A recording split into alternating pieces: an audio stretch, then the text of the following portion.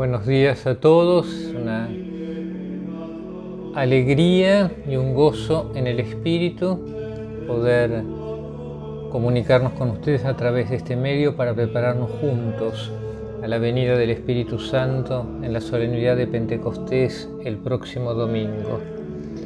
Y reunidos ya en esa perspectiva de espera del Espíritu, comenzaremos invocándolo a través del Veni Creator.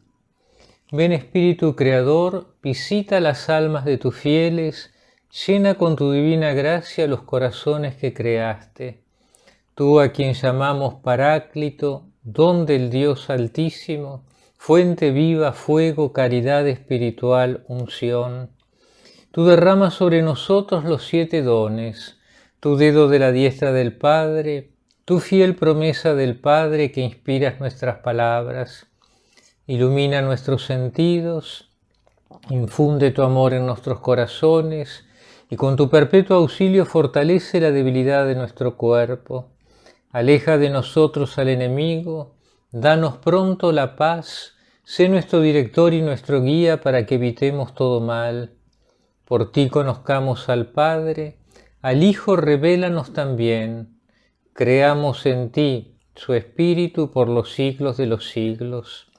Gloria al Padre y al Hijo que resucitó y al Espíritu Consolador por los siglos de los siglos. Amén.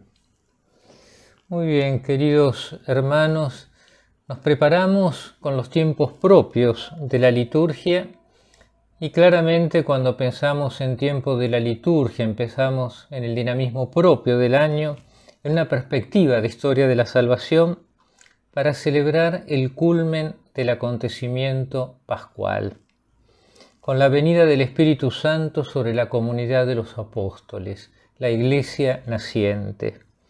Ese Espíritu que al decir del Padre Congar internaliza en la Iglesia el acontecimiento de la Pascua.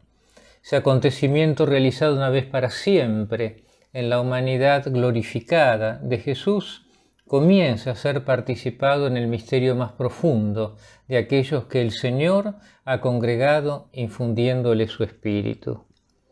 Y este año nosotros, como dominicos, queremos hacerlo poniendo de relieve el dinamismo que el Espíritu infunde en la Iglesia al suscitar los carismas, congregando a los cristianos en esa unidad carismática y enviándolos a anunciar la buena noticia de Jesucristo. ¿Y por qué los frailes queremos ponerle esta impronta especial de la cual participan tantos otros que en la vida consagrada, las hermanas y las monjas, en la vida laical, aquellos que siguen los pasos de domingo, participan también de este mismo carisma? Sobre todo porque este año celebramos el jubileo de los 800 años de la muerte de nuestro Padre.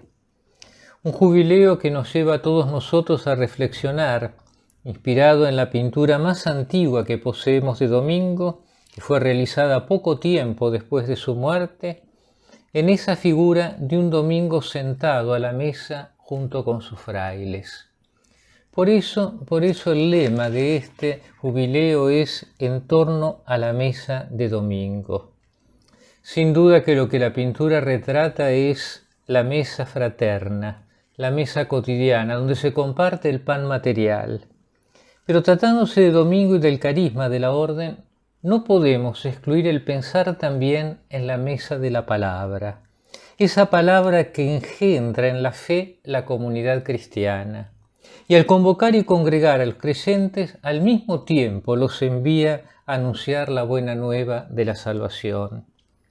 Como dominicos estamos convencidos de que en domingo se trata de la realización de un dinamismo impreso y realizado continuamente por el Espíritu. Porque es el Espíritu el que suscita los diferentes carismas en la Iglesia, el que convoca y congrega en la unidad, el que envía con su fuerza a predicar la palabra. Pero es cierto que no podemos ni privatizar el Espíritu como si fuera algo exclusivo de la orden, ni privatizar el carisma de la predicación, sino comprenderlo en la gran historia de la salvación, en la acción que el Espíritu realiza en la Iglesia y una vocación que es propia de toda la Iglesia. Ahora bien, si nosotros nos remitimos al testimonio del Antiguo Testamento, percibimos ya la presencia y la actividad del Espíritu desde el principio de la creación, tal como lo relata el libro del Génesis en el capítulo 1. Así como la actividad carismática del Espíritu se percibe a lo largo de la historia del pueblo de Dios en personas como José, el soñador que sabía interpretar los sueños de otros, Moisés, llamado a ser guía de su pueblo y que hablaba con Dios como un amigo habla con su amigo, en los 70 ancianos que fuera del campamento hacían presente esa manifestación del Espíritu, o en Josué, aquel que sigue adelante con la misión de Moisés. Los jueces fueron después aquellos en Israel a quien el Espíritu dotó de gracias especiales que lo transformaron en heroicos libertadores y líderes del pueblo. Saúl, David, los demás reyes también recibieron dones especiales para el ejercicio de sus funciones.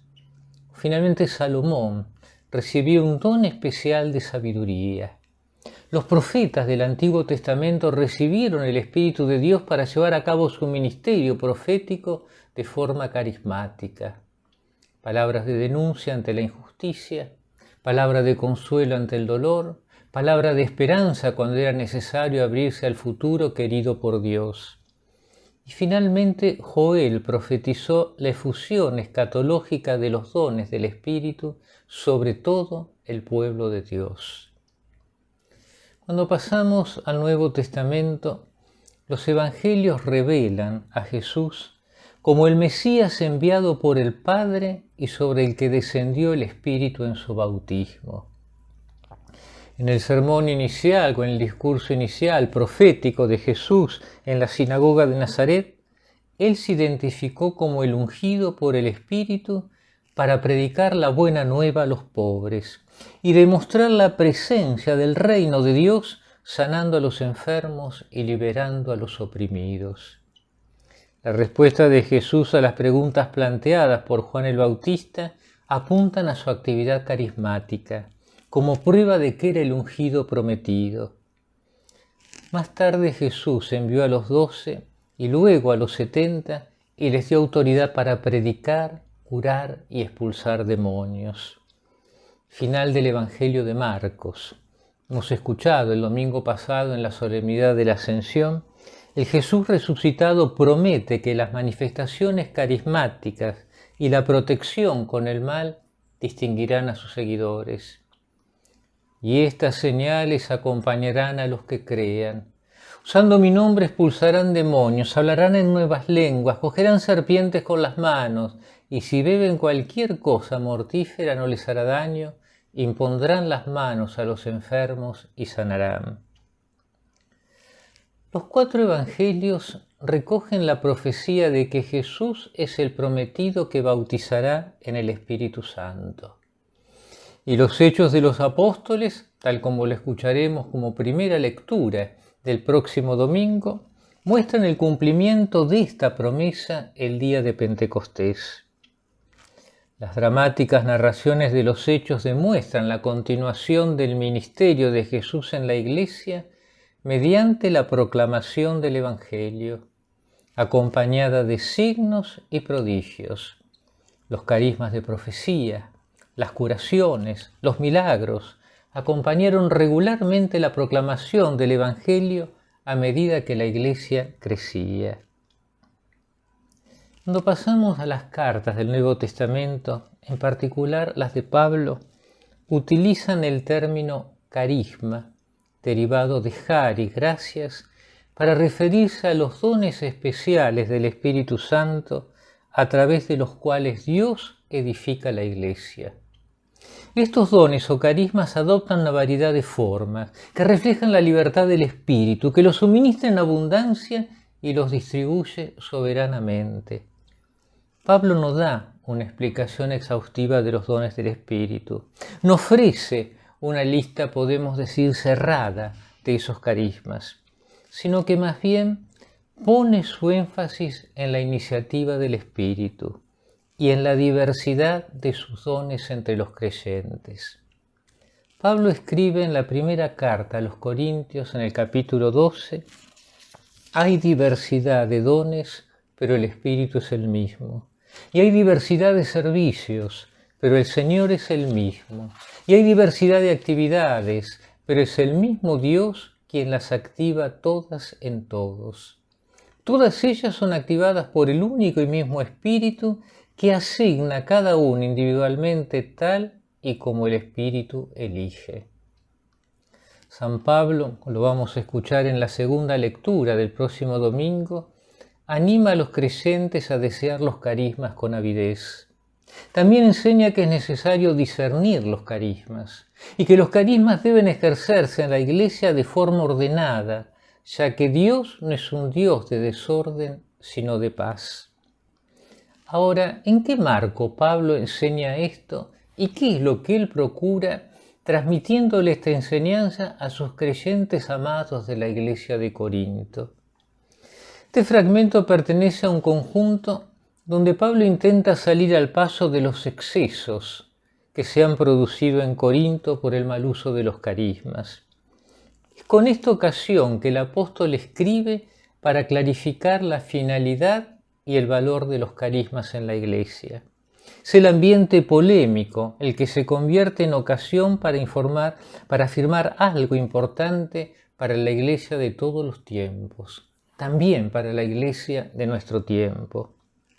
Nadie puede decir Jesús es el Señor si no es bajo la acción del Espíritu Santo. Esta tarea del Espíritu es fundamental para la Iglesia. El Espíritu es el continuador de la obra de Jesús, el que había de facilitar la comprensión de la identidad de Jesús y el sentido profundo de sus palabras. Es lo que el Señor nos había prometido en los largos discursos de la última cena, de acuerdo al relato de Juan. Pues bien, Pablo recuerda en este fragmento que la confesión pública, reconocer a Jesús como Señor, solo es posible en el Espíritu Santo. Tanto en la confesión solemne ante los tribunales, como en el testimonio, el mismo Espíritu Santo es quien acompaña y empuja a los creyentes a realizar este acto de fe. Solo con y en el Espíritu es posible realizar esta confesión. La expresión no significa una simple ejaculatoria, es algo más amplio y profundo. Pero vamos al tema de los carismas. Según lo que dice Pablo, hay diversidad de dones, pero un mismo Espíritu. En cada uno se manifiesta el Espíritu para el bien común. El Espíritu es soberano para distribuir los carismas y los dones para el bien de la Iglesia. Acoger esta diversidad de dones es acoger la acción providente del Espíritu. En la primera Iglesia como en la actual abundan los dones. Todos los carismas, con su distinta función y misión, proceden del mismo Espíritu. Pero Pablo nos advierte severamente, apoyado en la experiencia de la Iglesia de Corinto, que nadie se arrogue carismas que no ha recibido, que nadie se vanagloríe de su carisma como si fuera concedido por méritos propios. El carisma es una gracia gratuitamente dada en beneficio de otro. No siempre esa gracia expresa la gracia santificante que nos anima, y que nadie los utilice para crear división. Todo ello estaría fuera del proyecto del Espíritu cuando concede los carismas. Estos carismas manifiestan la diversidad para conseguir la comunión y la unidad. Por eso, todos nosotros, judíos y griegos, esclavos y libres, hemos sido bautizados en un mismo Espíritu para formar un solo cuerpo. Y todos hemos bebido de un solo Espíritu. De nuevo título de la pertenencia al pueblo de Dios ya no es la sangre heredada, sino la vida en el Espíritu recibida en el bautismo, el sacramento de la regeneración que nos ha hecho hermanos a todos aquellos que hemos aceptado el mensaje, porque es un nuevo nacimiento en el Espíritu y por lo tanto capaz de establecer nuevas relaciones que superan las de la elección personal, las que generan la carne y la sangre, las que generan las opciones a veces incluso en la Iglesia ideológicas. Por eso el bautismo en un mismo espíritu anula y hace desaparecer las diferencias antiguas. Todos formamos un mismo cuerpo. Pentecostés nos invita de diversas maneras a abrir fronteras y ensanchar horizontes. Pero atención, hay que seguir la lógica del espíritu. Hay que dejarse convertir por el dinamismo del espíritu. Y el espíritu no uniformiza, el espíritu no homogeneiza, sino que el espíritu es el que distingue y une, distribuye y diferencia, y al mismo tiempo hace concurrir en la unidad. Por eso Pablo alienta a los cristianos de Corinto a esforzarse por sobresalir en los carismas para la edificación de la iglesia. Y también en otro lugar a no apagar los carismas. Y en Romanos 12, 6, 8 escribe: tenemos dones que se difieren según la gracia que se nos ha dado. El de profecía en proporción a la fe, el de ministerio en el ministerio, el de maestro en la enseñanza, el de exhortador en la exhortación, el de dador en la generosidad, el de que dirige en la diligencia, el de compasión en la alegría. Y además en la primera carta Timoteo exhorta: no descuides el don que hay en ti, que te fue dado por medio de la profecía con la imposición de manos del consejo de los presbíteros. Es la ley de cuerpo el que anima a la vez la diversidad de los miembros y el organismo viviente. El papel de los carismas diversos y concurrentes, pero otorgados para el bien común. En la fe afirmamos que el Espíritu constituyó y animó a la Iglesia en Pentecostés, haciendo surgir la nueva comunidad escatológica de Dios para proclamar y mostrar el reino de Dios. El Espíritu capacitó a los discípulos después de Pentecostés para llevar a cabo la misión de su Señor. Y Dios dio testimonio del Evangelio con signos y prodigios realizados en nombre de Jesús y por el poder del Espíritu. La Iglesia es enviada por su propia naturaleza. El Espíritu Santo es el principal agente de la misión de la Iglesia, que dirige y da poder a la Iglesia en toda su actividad. Como Iglesia y en la Iglesia, el Espíritu dota a los creyentes de dones espirituales para la edificación del cuerpo de Cristo. El Espíritu es el principio de unidad en medio de la diversidad de carismas y de ministerios.